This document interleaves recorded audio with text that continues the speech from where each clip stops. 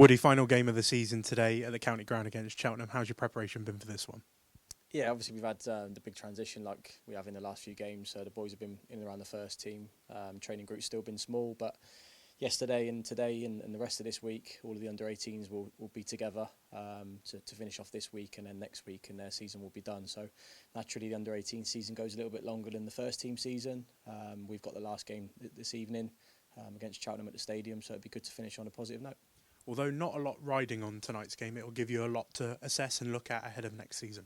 Yeah, we want to try and finish with a good performance and then hopefully a good result. It will take us into next season in the right manner. We don't really want to finish a real positive season on a sort of negative performance as such. So it's important that we maintain standards. Habits are important within this group and make sure we get a positive performance tonight. Well, let's talk about that season because it's been an incredible season for the academy as a whole. The under-18s obviously going really far in the FA Youth Cup, but there's a lot to be proud of this group this year. Yeah, loads to be proud of. Obviously, the biggest positive is the amount of league debuts that we've had within the first team. That's why we're here. That's why all of our academy staff work so hard to make sure that we provide an MDT support for everybody to make sure that they have the best possible chance to develop as a person. If they develop as a person, they've got a good chance to kick on as a player, and then they're in the right frame of mind to go into that first team environment and cope and develop, and like Joel and Harley have, stay there and play. So that's credit to them. We've got a job to do to make sure that we produce more of them players, more of them people, and that starts with our 16s and 17s going into next year. Let's talk about those 7 players that have made first team debuts now. I know when we last spoke, we spoke about how Harley come on as a second half substitute in Walsall, but since then he's started 2 games now for the first team, and he's really trying to put his stamp on the first team. Yeah, fair play to him. He looks massive out there, doesn't he? So he doesn't look out of place at all. So it's brilliant to see. He's a great kid. He's wanting to learn. He's got loads to learn. Really good, positive performances. Two starts and didn't look out of place as such. He knows what he needs to improve on. We'll continue to do that next year, whatever environment he's in, under what staff he's working under. We'll work with him. We'll support him on and off the pitch, and he's got the right character and determination to kick on now. So that'll hold him in good stead. One of 7 players to make first team debuts this season. To name a few: Miles Abodo, Fletcher Hubbard, Jackson Brown, Sonny Hart, Joel McGregor, and you also had Redmond Evans make his first team debut against Morecambe just past Saturday. So how proud of you of these boys that have really stepped up this season and really managed to sort of progress and get that first team debut? Yeah, it is a proud moment. It's a proud moment for obviously myself being the under-18s lead, and then everybody else who works so hard to develop all of the players. It's a joint team. It's a team effort. We all have to play our part to get any player out there on the pitch in the first team environment, and to have so many this year is a real positive for everybody. Redmond Saturday got the opportunity to go on. He knows what he's got to improve on now. He's had a little go at it. He knows where he's got to develop. It's very, very difficult to go on as a keeper into any league game. So fair play to him. He earned that across the season. He's developed as a person massively again. And as a player, he's going in the right direction, so he knows where he needs to get to. And everybody else that had that little snippet and that opportunity to be around a league environment, a first-team environment, now it's about what to do next, where can they get to, and can they stay around the first-team environment for longer periods. And Swindon are really developing that really strong relationship between the academy and the first team, and that's seen in the 7 league debuts so far this season. Yeah, we've worked hard as a club to make sure that we're connected. There's constant discussions every week around what boys train with the first team, who goes across, who stays with us, who's around the first team squad, who travels, who stays. Every week we work hard to make sure that we're doing what's right for every individual. Obviously they have to prove themselves, they have to be good enough themselves, and everything's on merit. It's not just a token gesture. The boys that go across, they work very hard to get there. And then when they get their opportunities, then it's about taking it and staying around the first team environment where they can.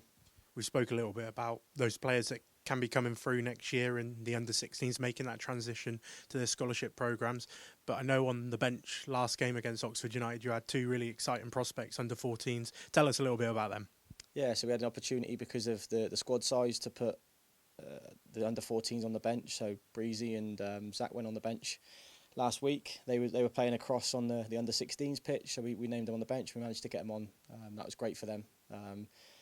It's sort of like further down the pyramid, the pathway of 13s, 14s, 15s and 16s now. So if we get the opportunity and they are ready and they've earned it as well, so they've worked hard on and off the pitch, making sure they're turning up for training, making sure they're working hard themselves, then the opportunities are there. So hopefully tonight, when all the academy are here watching the under-18s, we put on a performance for them, and they can see their pathway, their next stage. It might be a year's time, it might be 2 years' time, it may be 3 years' time, but they can see what we're about as a club, as an academy, and they can see sort of like their pathway.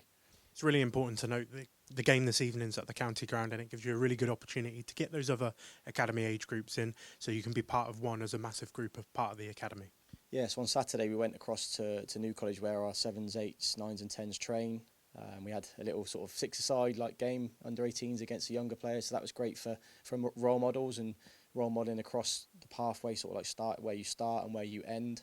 Even though it's 10 years, it does fly by. So some of our first years now have been with us since under-9s and under-10s. It's making sure that everybody that is within our academy can see what's at the end, can see the pathway, and hopefully they have a little bit more hunger and a bit more desire to push all the way through, work hard, and then hopefully end up in our under-18s team. We talk about the professional development phase quite a lot in the under-18s, of course, but they are really making strides to be amongst the community and the fans, and that was shown at the Junior Reds party. A lot of the boys really getting involved with the fans and making themselves known. Yeah, sometimes it's tough to get them there, but it's a big thing, the culture, their on and off pitch attitude, behaviour, and also just being around and being able to be involved in things that the club take part in as well. So whether that's a Junior Reds party, whether that's going across into Junior Reds room on a match day, watching the first team, being around the younger players, being a face, being a name, and making sure that our local support and local young supporters can see our under-18s and we can give a little bit back as well. So it's great for the boys, it's part of their programme, good for their off-pitch development and developing them as a person, and thankfully a fair few of our boys have taken to it this season.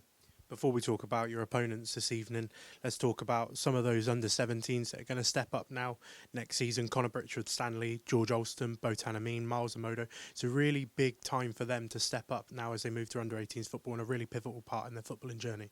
Yes, all of the under-17s, so Harry, Anne as well, Liam.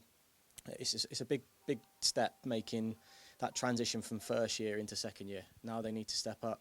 They need to mature, they need to grow, they need to develop socially, psychologically to be more leaders, to be more of a voice, to communicate a little bit more than what they have done this year. They've seen a successful season. Can we then develop that in the off-season, in pre-season, and go and have an even better season next year? And they'll be a really important part to what we do next season. So looking forward to seeing how they progress, how they develop as people. Certainly got some good players, some good ability within the group, but that transition from first year to second year can be quite a big step. And hopefully a few of them can make that step, and then we see some more players in and around our first team next season as well. Player availability and the players that you got available tonight, are you missing anyone important? So Harry Chard's injured, he's been out for a few weeks. Connor has hurt his hand, so he's nearing a return now. Obviously Abu's been out for most of the season, but he's nearing a return to running, so he'll be around it in the off-season. So great for him to have a whole season without Abu. It's been mind-blowing really, what they've achieved as a group. But everybody else will be around it and pushing and challenging each other to be competitive tonight. And finally, Cheltenham, obviously a local side to us, not too far away, 40 minutes away from us. So what are you expecting from them ahead of tonight? Always a difficult game in terms of how they set up and their structure within their team. There's a certain way they play that we have to sort of break down, and a certain way that they attack that we have to stop. They've got a couple of good players that have been around their first team.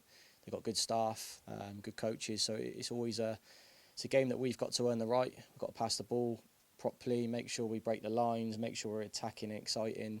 And hopefully the boys can put on a performance that the whole academy, staff, parents and players can be proud of tonight. Best of luck this evening. Cheers, Carl.